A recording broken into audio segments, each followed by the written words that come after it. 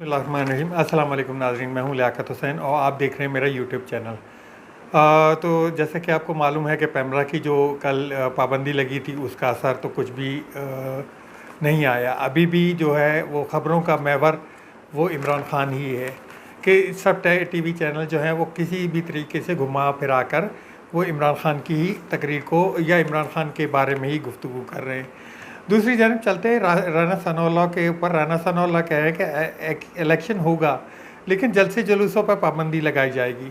जलसे जुलूसों पर पाबंदी बनती भी है इनकी, क्योंकि जो हालात इनको नज़र आ रहे हैं, जिस तरह मरीम नवाज़ जो है वो 18 गाड़ियों पर 500 का जो उनका सिक्योरिटी गार्ड्स हैं उनको लेकर चलती हैं और जो आगे जिस हॉल में पहुंचती है वो 20 से 25 भी नहीं होते।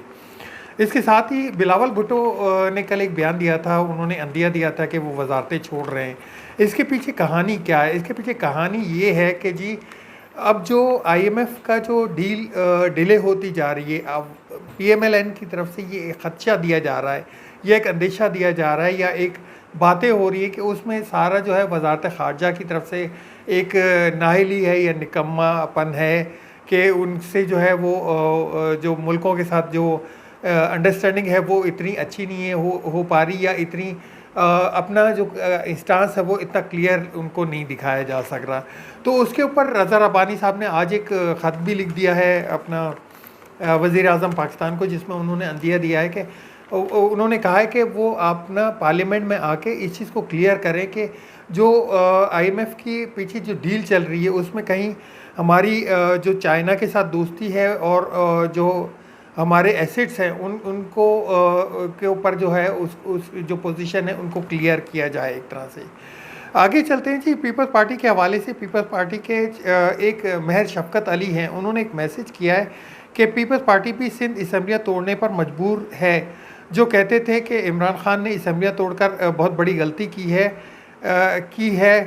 दरअसल पीपल्स पार्टी को लगता है कि पंजाब KPK के साथ साथ सिंध का इलेक्शन भी हो जाए ताकि हमारे ऊपर इमरान खान का फोकस ना रहे, क्योंकि अगर सिंध का इलेक्शन जो बाद में होगा तो इमरान खान टफ टाइम देगा और सिंध भी हाथ से निकल सकता है। सियासत का महवर, सियासत का बेताज बादशाह इमरान खान।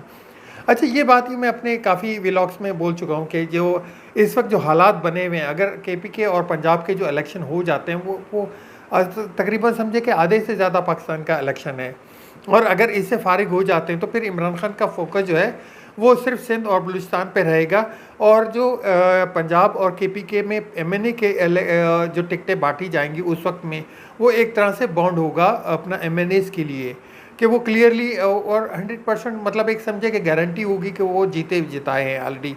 अच्छा, इसमें पीपल्स पार्टी को तो है कि पीपल्स पार्टी के पास सुबह सिंध की हुकूमत है। अच्छा, नून लीग के पास इस टाइम पे कोई हुकूमत किसी मुल्क किसी सूबे की नहीं है सिवाय अपना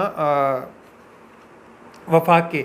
तो उनके पास तो खोने के लिए कुछ भी नहीं है, पाने के लिए है। लेकिन पीपल्स पार्टी जाहिर बात है उनके हाथ से अगर सुबह सिंध निकल जाता है तो वाहिद एक सूबा है जो जिस पे उनकी जो है वो हुकूमत है इस टाइम पे। अगर वो भी निकल जाता है तो उनको तो लेने के देने पड़ जाएंगे। तो अब वो काफ़ी इस चीज़ पे सोच रहे हैं कि उनको इलेक्शन में जाना चाहिए और सिंध जो चारों सूबों के सूबाई इलेक्शन कम अज़ कम हो वो एक साथ होने चाहिए। तो वो इस बात पे भी गौर फिक्र हो रहा है, और काफ़ी 3 दिन से ये लगातार ख़बरें हैं कि वो बैठ रहे और उनकी जो आपस में जो उनके लीडरान हैं वो इस चीज़ को बार बार इस चीज़ का जिक्र कर रहे हैं कि इलेक्शन होना चाहिए तो फिर पूरे पाकिस्तान का कर लें, या कम अज़ कम और ना हो सके तो चारों सूबों का तो एक साथ हो जाना चाहिए। ये एक खदशा भी है, और जो 48 घंटे अब से हैं वो अहम इसलिए समझे जा रहे हैं कि आज जो है देखिए, अगर आज या कल में अगर पार्लिमानी लीडर जो है वहाँ पे शाह महमूद कुरैशी आ जाते हैं तो फिर इनको टफ टाइम दिया जाएगा, और निगरां हुकूमत भी जो है अगर असम्बली टूटने के बाद बनेगी तो वो शाह महमूद कुरैशी की मशावरत से बनेगी। तो उम्मीद ये की जा रही कि आज या कल में या इसी हफ्ते के रवां हफ्ते के दौरान ये फैसला हो जाएगा कि ये लोग जो है वो एक तरह से चाहे आम इंतखाबात की तरफ जाएंगे। उसके साथ ही दूसरा बयान भी मैं आपको पढ़ के सुनाता हूँ जो कि असद उमर ने एक ट्वीट किया है। राजा परवेज़ अशरफ ने कहा है कि सियासी जमातों को साथ बैठकर जल्द जनरल इलेक्शन की तारीख का फैसला करना चाहिए। अगर हमारी यही बात 10 माह पहले मान ली जाती और जाती तो मुल्क इस तबाही से दोचार ना होता जिससे आज हम गुजर रहे हैं।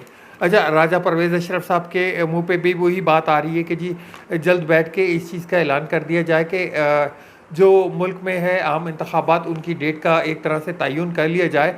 अच्छा, इन सब मामलात में रुकावट क्या आ रही है? इन सब मामलात में रुकावट एक ख़ास तरफ से एक ख्वाहिश है, लंदन से ख्वाहिश है। आपको क्लियर बता दूं, लंदन से ख्वाहिश है कि जी इमरान खान को किसी भी सूरत में गिरफ़्तार करके और जेल में डाला जाए और उनको नाहिल किया जाए। अब 74 उन पे जो केसेस चल रहे हैं, और आज उनको एक और चीज़ भी बताता चलूँ, जो लाहौर हाई कोर्ट से उन्होंने बेल के मामले पे एक दरख्वास्त की थी, उसको भी खारिज कर दिया गया है। तो अब जो है इमरान खान को जाना पड़ेगा। दूसरा, जो नैब चेयरमैन आज तैनात हुए अपने नए रिटायर्ड जनरल नज़ीर भट्ट साहब, उन्होंने अपना काम दिखाना शुरू कर दिया। आज जो है वो एक तरह से एक नोटिस भी इमरान खान को सर्व कर दिया गया है। अच्छा, वो ख्वाहिश क्या है? वो ख्वाहिश नवाज़ शरीफ की तरफ से कि हमने अपना वादा तो पूरा कर दिया, अब आपके वादा पूरा करने की जो है वो अपना वादा पूरा करें। मुल्क को जो संभालना है, मुल्क को हम संभाल लेंगे, मुल्क हम संभाल लेंगे, आप अपना वादे पे अमल करें। तो अब तक के लिए इतना ही। मिलते हैं नेक्स्ट व्लॉग में मज़ीद अपडेट के साथ हाजिर होऊंगा इंशाल्लाह। अल्लाह हाफ़िज़। पाकिस्तान जिंदाबाद।